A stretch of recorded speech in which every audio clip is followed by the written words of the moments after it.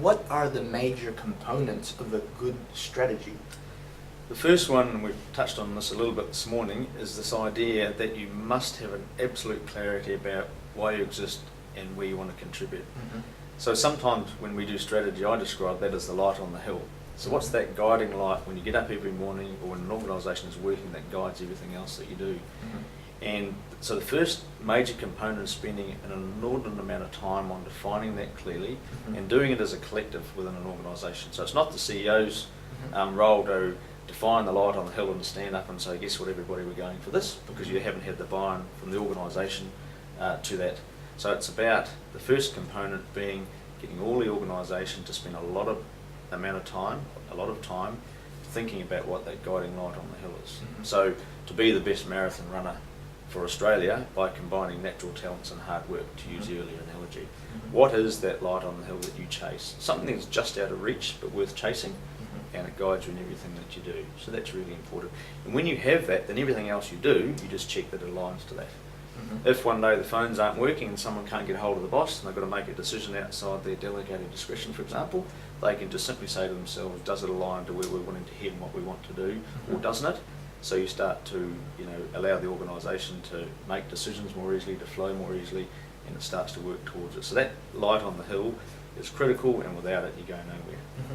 Once you've done that, then it's about thinking about the 3 or 4 things, maybe the big things that you're going to do as an organisation. Mm-hmm. And it's as much about thinking about what you're not going to do as it is about what you are going to do. Mm-hmm. Because one of the very few downsides to passionate people and passionate organisations is we want to do everything at once. Mm-hmm. So we've got the light on the hill, now we'll do these following 1,000 things, and in a year's time we'll have the world nailed. Yes, Mm-hmm. and it doesn't work because you spread resources too thinly. Mm-hmm.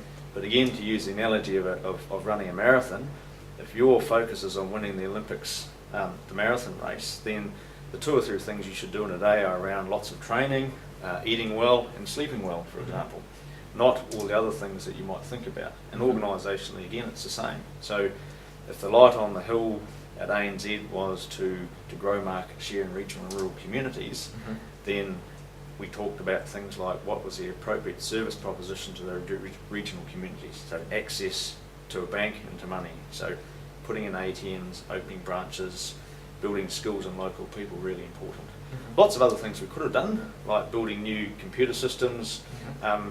and other things, and we wanted to do those, but the first 3 things that were important to us sat around re-engaging with regional communities, Mm-hmm. and we'd lost a little bit of that over the years by closing branches and doing the basic foundation pieces right. So being very deliberate. So that's the second thing. What are the 2 or 3 big things that align to it? And then to me it's all about the execution. So strategy, the light on the hill, the 2 or 3 big things we're going to do, and then how we're going to do it. Okay. And that's the operational plan. So, how we think about communications, culture, hiring, how we spend our day, how we reward and remunerate people, etc. All align back to that light on the hill. Mm-hmm. Well, you made 3 really, really key points there that I want to delve a little bit more into. One of them is actually communicating that light, because one of the things that I find is that a company may have a strategy but no one knows about it. So in your time in ANZ, where you had over 44,000 staff, how did you make sure that everyone was first of all could see the light and knew Yes. what your strategy was, Yes. but then how did you make sure that they understood Yes. that strategy and engaged? Yes. Here's one of the challenges in business and in life generally. The studies show quite categorically that human beings are very bad at listening.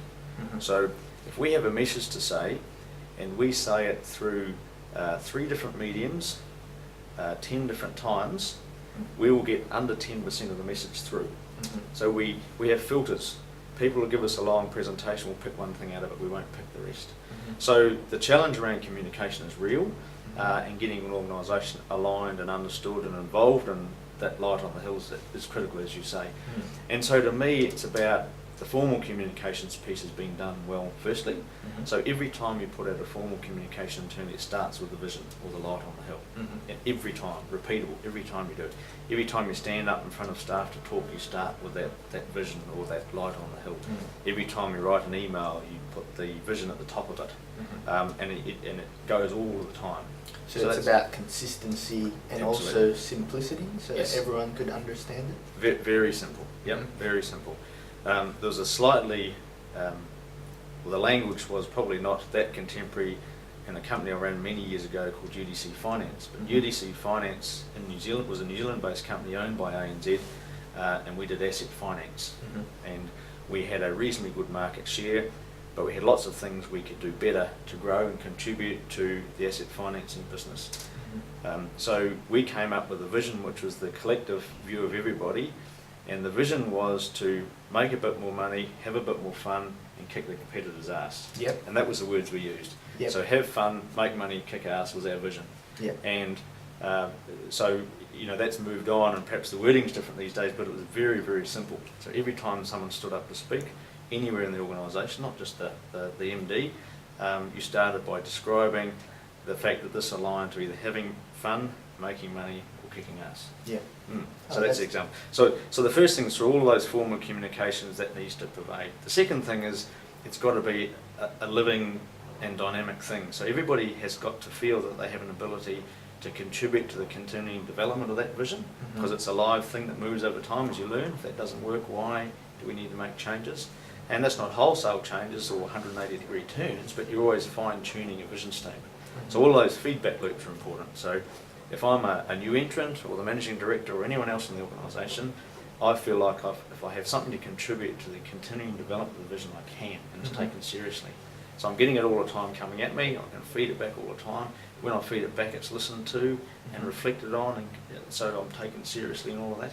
And then you buy everybody into the idea that this is not the company vision or the MD's vision or anyone else's vision, it's our vision, and I'm part of that collective, if you like. Yeah, that's great. Another point that you raised was, where businesses who are often passionate about what they do, they tend to do anything and everything. Yes. What would you suggest the key thing?